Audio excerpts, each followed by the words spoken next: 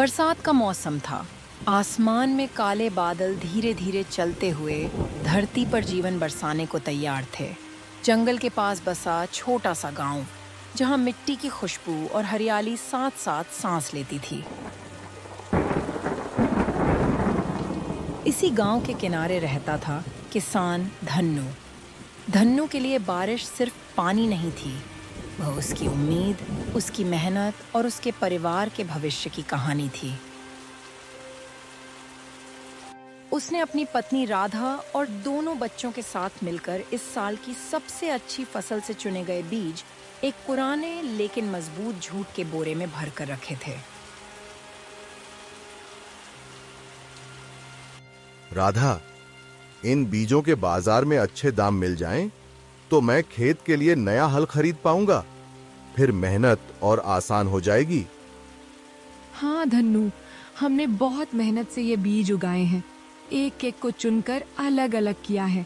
इनके अच्छे दाम तो हमें मिलने ही चाहिए। कल मैं बाजार जाऊंगा, इन बीजों को बेचकर अपने खेत के लिए नया हल ले आऊंगा। भगवान तुम्हारा साथ दे धन्नू। नया हल आएगा तो खेत भी हंसेंगे।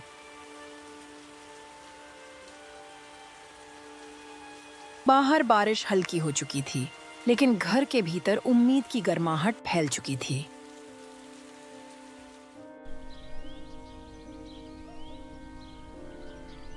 अगले दिन तड़के सुबह धन्नू बीजों से भरी भारी बोरी लेकर खड़ा था। सावधानी से जाना धन्नू, और दाम ठीक से तय करके ही सौदा करना। चिंता मत कर राधा, आज मेहनत का सही मोल मिलेगा।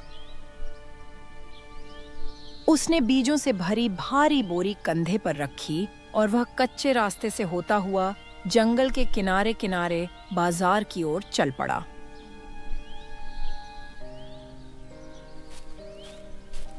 शहर का बाजार अब ज्यादा दूर नहीं था। धन्नू पसीने से भीगा बोरी संभाले आगे बढ़ ही रहा था कि अचानक झाड़ियों के पास से एक चालाक मुस्कान के साथ व्यापारी गोकुल सामने आ खड़ा हुआ। अरे धन्नू भाई, इतनी भारी बोरी उठाकर कहाँ का इरादा है? नमस्ते गोकुल सेठ, शहर के बाजार जा रहा हूँ बीज बेचने। अरे धन्नू भाई, इतनी दूर शहर तक क्यों जाओगे? रास्ता लंबा, बोरी भारी और शहर वाले व्यापारी ऊपर से नखरे वाले। पास ही मेरा चोर बाजार है, वहां तुम्हारे बीजों की कदर होगी। तुम्हें दोगुना दाम मिलेगा बिना किसी झंझट के। चोर बाजार? ये कैसी जगह है सेठ? नाम से ही कुछ ठीक नहीं लगता। अरे धन्नू भाई, नाम पर मत जाओ। यहाँ बिना झंझट के सौदा होता है, दाम भी शहर से दोगुना मिलता है। ठीक है सेठ, आप इतना कह रहे हो तो मैं आप पर भरोसा करके चोर बाजार चल देता हूँ।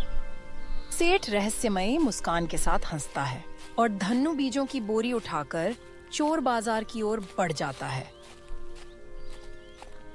धन्नू चोर बाजार की दुकान पर पहुंच जाता है।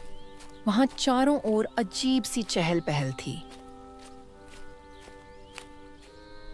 भैया, मुझे गोकुल व्यापारी ने यहाँ भेजा है। अरे आओ आओ भैया, ये तो गोकुल व्यापारी की ही दुकान है। मैं अपने खेत के बढ़िया बीज बेचने आया हूँ। बताइए, इसकी कीमत क्या होगी? आप सही जगह आए हैं। इन बीजों के बदले मैं आपको 10 चांदी के सिक्के दूंगा। अरे वाह, ये तो बहुत अच्छी कीमत है। इसमें तो मैं आराम से अपने खेत के लिए हल खरीद पाऊंगा। धन्नू बीज बेच देता है, सिक्के लेता है। बीज बेचकर और पैसे लेकर धन्नू चोर बाजार से निकल पड़ता है। नया हल खरीदने की खुशी उसके चेहरे पर साफ झलक रही थी।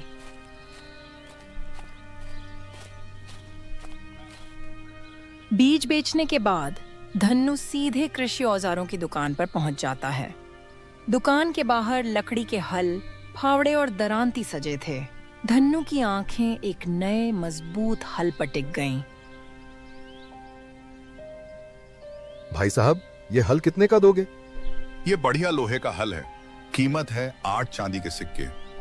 अच्छा है, मेरे खेत के लिए बिल्कुल ठीक रहेगा। धन्नू जेब से चांदी के सिक्के निकालता है और आगे बढ़ाता है। अरे ये सिक्के भाई ये तो नकली चांदी है। नकली? ये कैसे हो सकता है? मुझे अफसोस है, मैं इस पैसे में हल नहीं दे सकता। धन्नू के चेहरे से खुशी गायब हो जाती है। हाथ में पकड़े सिक्के भारी लगने लगते हैं। उदास और टूटा हुआ धन्नू भारी कदमों से वापस चोर बाजार की ओर चल पड़ता है।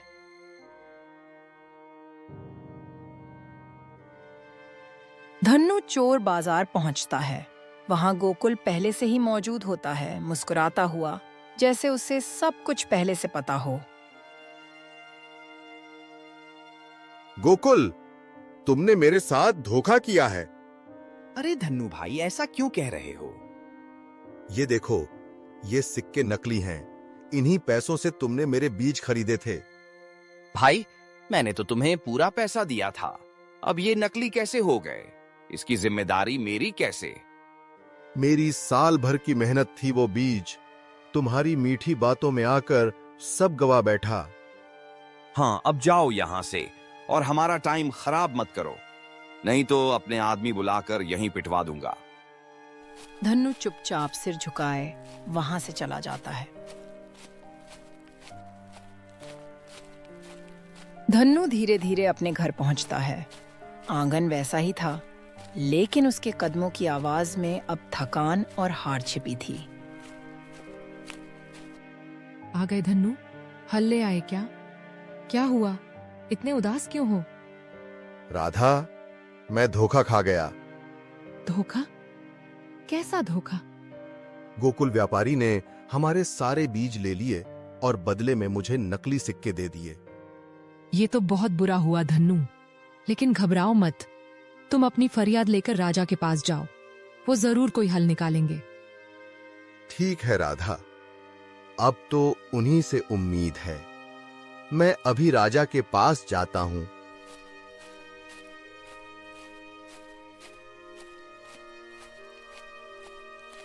धन्नू हिम्मत जुटाकर महल की ओर चल पड़ता है।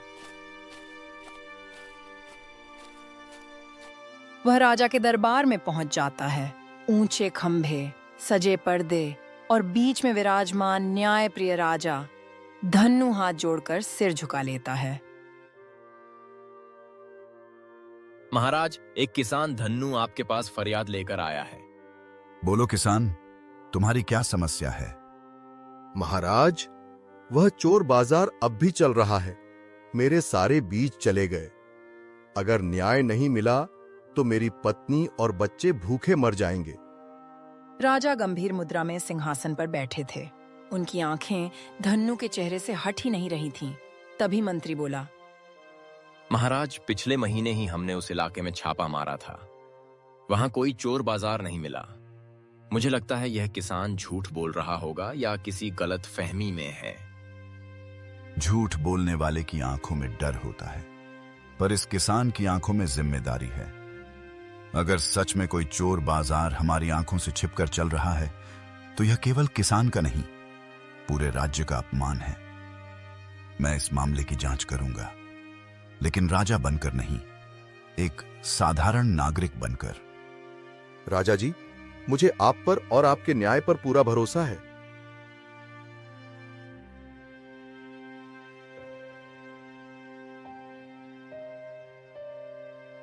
अगले दिन सुबह सुबह राजा ने अपने राजसी वस्त्र उतार दिए।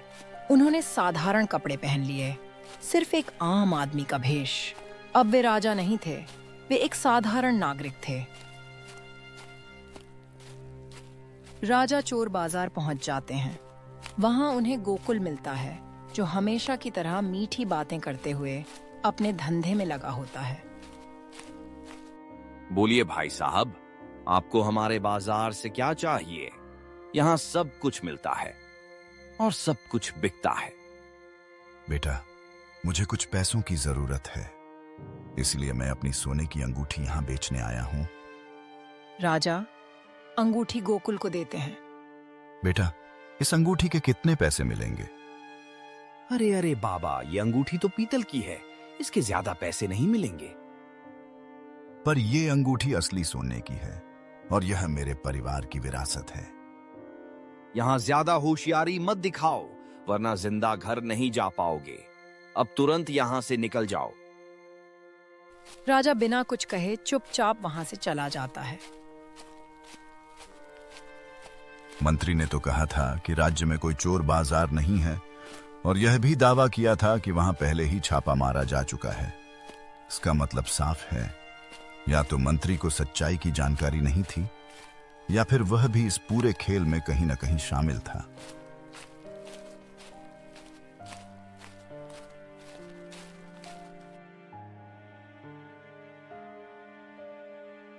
अगले दिन राजा अपने सिपाहियों के साथ गोकुल के चोर बाजार में पहुंचते हैं। आज राजा छिपे नहीं थे, आज उनके साथ राज्य की ताकत और न्याय दोनों थे। महाराज, आप यहाँ कैसे? आप संदेश भिजवा देते तो मैं स्वयं दरबार में हाजिर हो जाता। मुझे तो आना ही था गोकुल, क्योंकि तुम्हारी लूटपाट दिन प्रतिदिन बढ़ती ही जा रही थी। महाराज, मैंने किसी को नहीं लूटा, मैं तो बस व्यापार कर रहा था। व्यापार के नाम पर लोगों को ठगना व्यापार नहीं, अपराध होता है। महाराज, मैं कुछ समझा नहीं।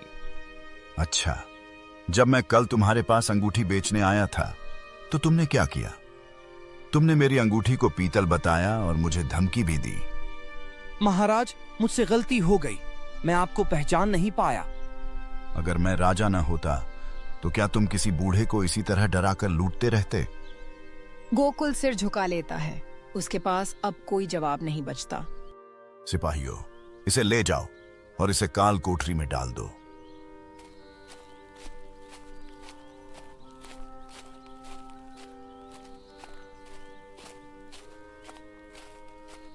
मंत्री, अब तुम मुझे सच सच बताओ, तुमने इस चोर बाजार को अब तक बंद क्यों नहीं कराया?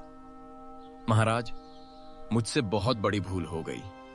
गोकुल हर महीने मुझे चुप रहने के बदले सोने चांदी का हिस्सा देता था। मंत्री, तुमने जो अपराध किया है वह किसी भी क्षमा के योग्य नहीं है।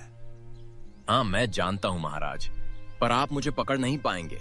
मेरे पास जंगल के जादुई बाजार की अंगूठी है, इसकी शक्ति से मैं कभी भी गायब हो सकता हूँ। मंत्री अपनी उंगली उठाकर अंगूठी को देखता है। अचानक एक तेज रोशनी निकलती है और वह गायब हो चुका होता है। ये कैसे हो सकता है? मंत्री अचानक गायब कैसे हो गया? महाराज, मुझे नहीं पता मंत्री कहां गायब हो गया, मैं सच कह रहा हूं। मुझे ये मंत्री हर कीमत पर चाहिए, वह राज्य का अपराधी है। महाराज, मुझे जादुई जंगल बाजार का पता है, मुझे लगता है मंत्री वहीं जाकर छिपा होगा। ठीक है धन्नु, तुम जाओ और उस मंत्री को मेरे सामने लेकर आओ। जैसा आदेश महाराज, मैं पूरी कोशिश करूंगा।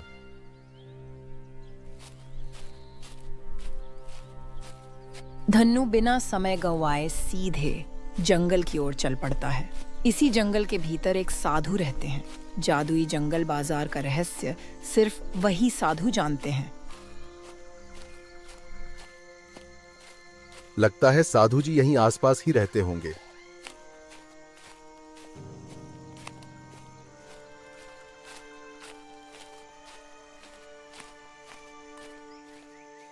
साधु महाराज, मुझे जादुई बाजार का रास्ता पूछना था, मुझे स्वयं महाराज ने भेजा है।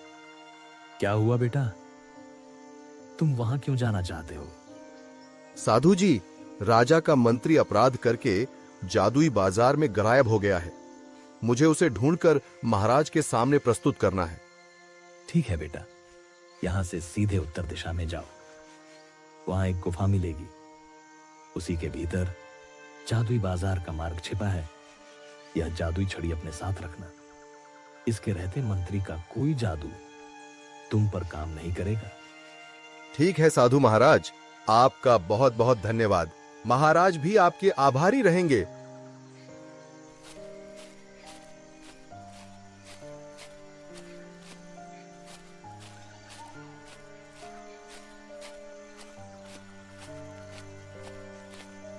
लगता है यही वो गुफा है जिसके बारे में साधु महाराज बात कर रहे थे। धन्नु धीरे धीरे गुफा के भीतर बढ़ जाता है। अंदर घना अंधेरा था। और हर हर कदम के साथ रहस्य और गहराता जा रहा था। तो यही है वो जादुई बाजार। अब मुझे यहीं उस मंत्री को ढूंढना होगा। चारों तरफ अजीब सी रोशनी, अनजाने चेहरे और फुसफुसाती आवाजें थीं। धन्नू समझ गया, यह जगह साधारण नहीं है और यहाँ हर कदम सावधानी से रखना होगा। वह जादुई छड़ी को मजबूती से थाम लेता है और आगे बढ़ता है।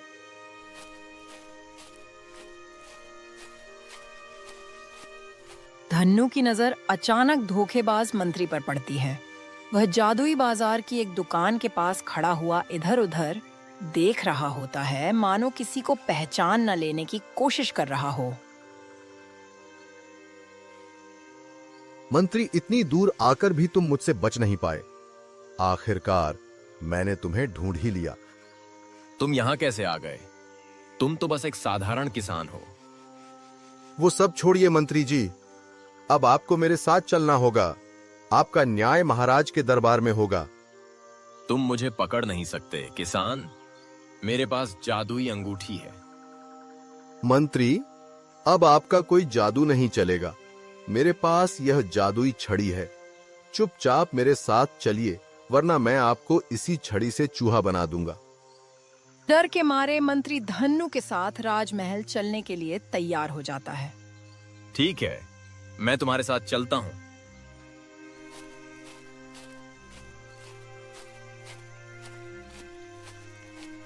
धन्नू मंत्री को अपने साथ लेकर जादुई बाजार से राजमहल की ओर चल पड़ता है।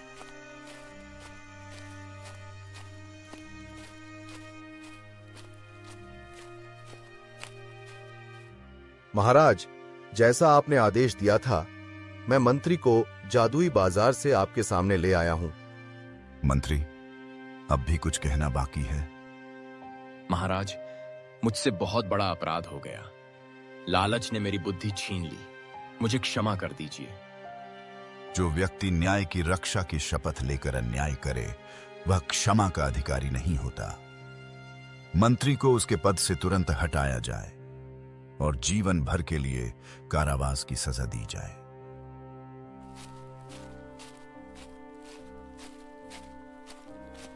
धन्नू, तुम एक साधारण किसान होकर भी असाधारण साहस दिखाया है।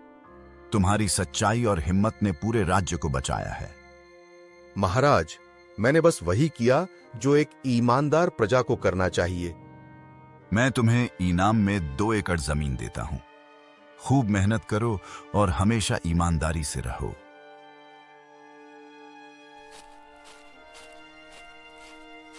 गीदड़ गोकुल का चोर बाजार हमेशा के लिए बंद करा दिया जाता है। राज्य में फिर से ईमानदारी और भरोसा लौट आता है। आखिरकार धन्नू अपनी मेहनत की कमाई से अपने खेत के लिए नया हल खरीद लेता है।